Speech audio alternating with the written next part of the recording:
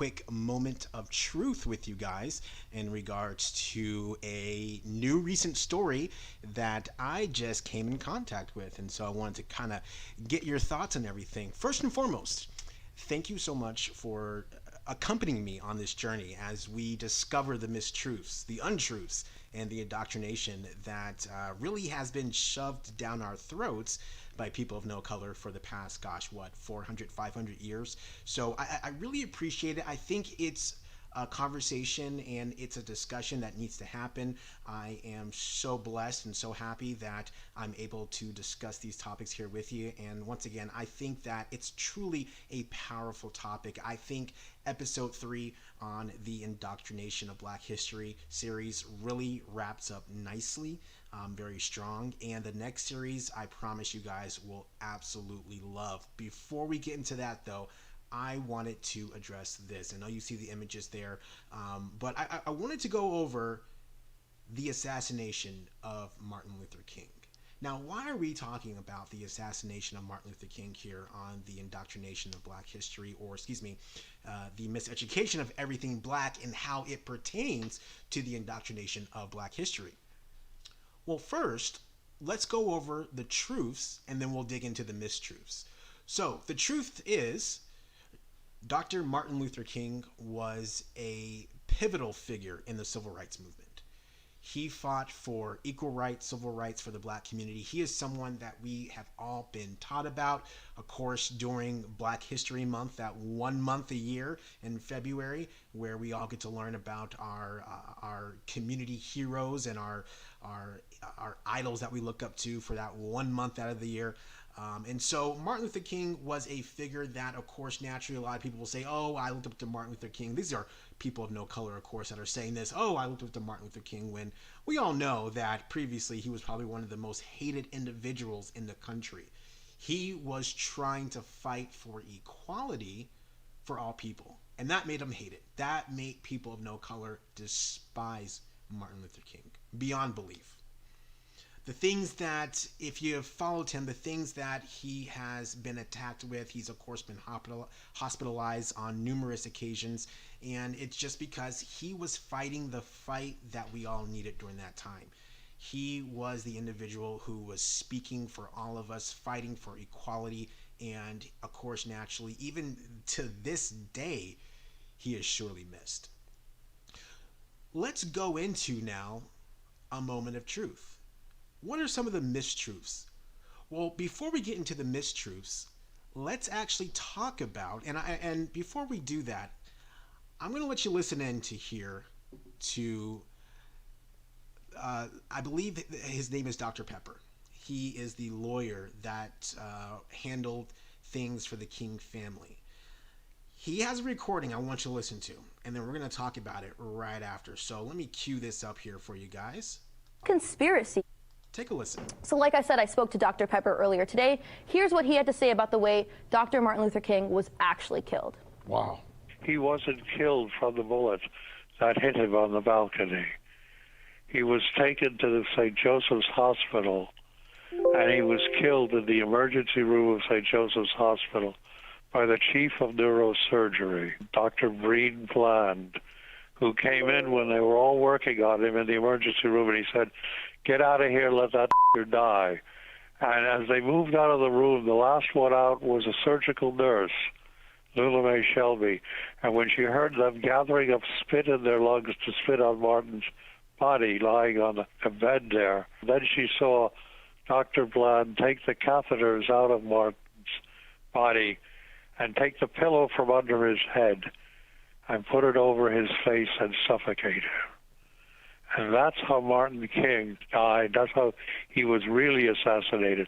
Now, he might have died anyway from the bullet wounds, but he didn't. He was still alive and still breathing. The chief neurosurgeon, he intervened and he made sure that death would result.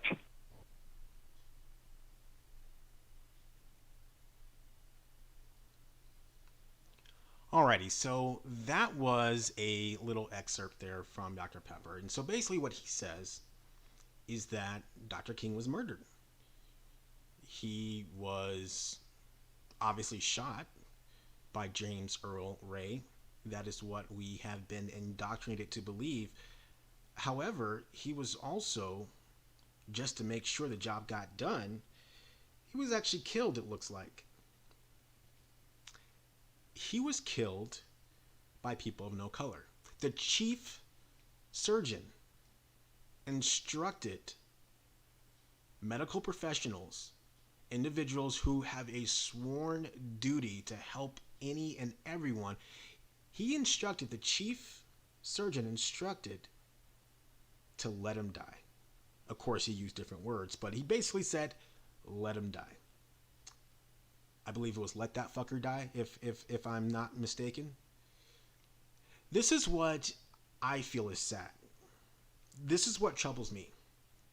One, we don't know if it was James Earl Ray that actually pulled the trigger. We know that's what the government tells us, that's what the media tells us, but throughout this series, we've already discovered that we always can't necessarily depend and trust the media and the government.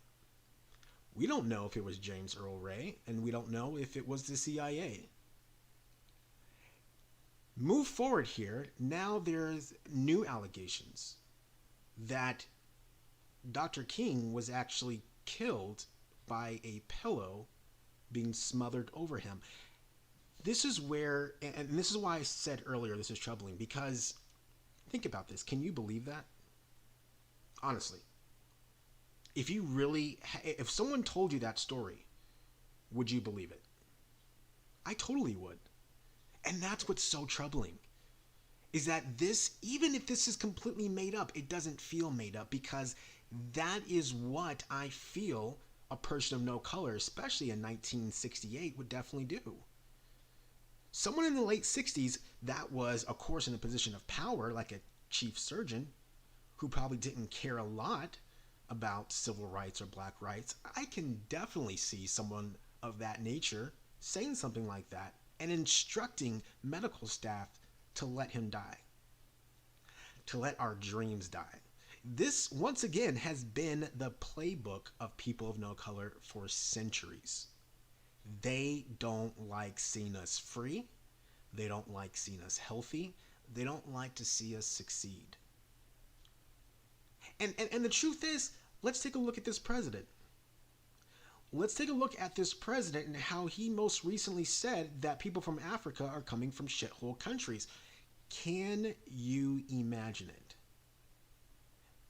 Can you imagine a doctor, a surgeon, sworn to save the lives of every individual that comes into that hospital? Can you imagine that doctor saying, yep, let's just go ahead and let him die? Better yet, let's make sure we get it done. Let's put the pillow over him. What a way to go.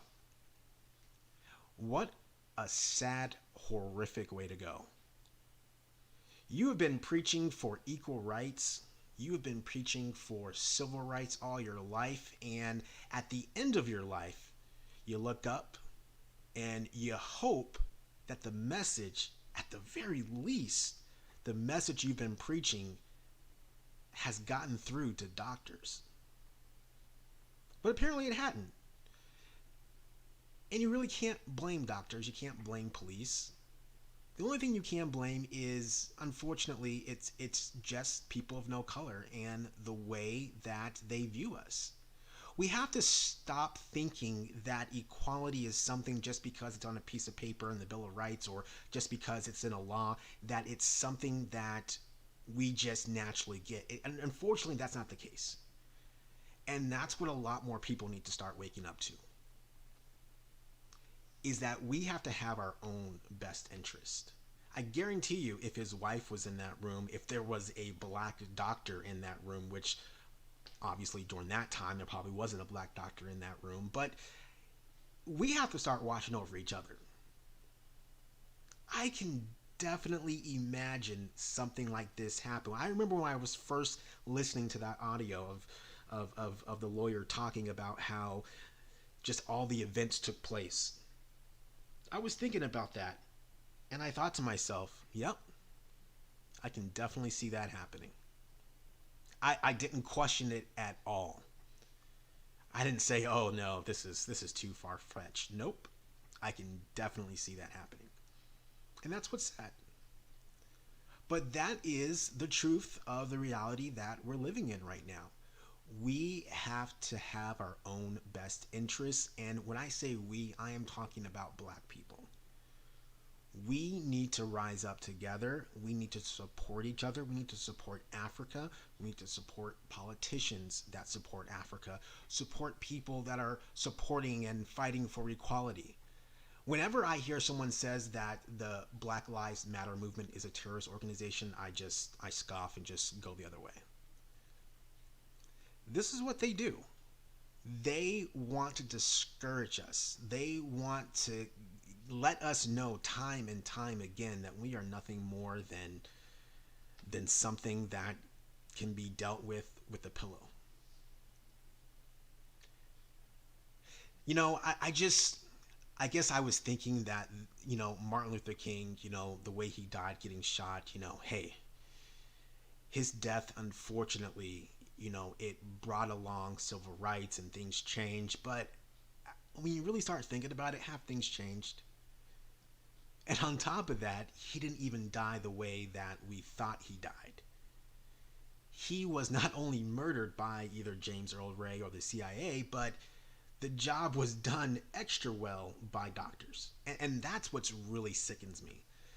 Because we always hear that doctors are professionals. We always hear that doctors or police officers are professionals.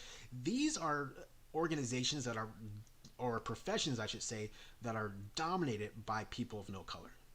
Police officers and doctors are organizations, or excuse me, professions that are dominated by people of no color. And that's why they're put on such a pedestal of they can do no wrong. The current opioid epidemic was described by doctors over medicating patients. Once again, people of no color, police officers shooting people in the back, shooting unarmed people. Once again, people of no color.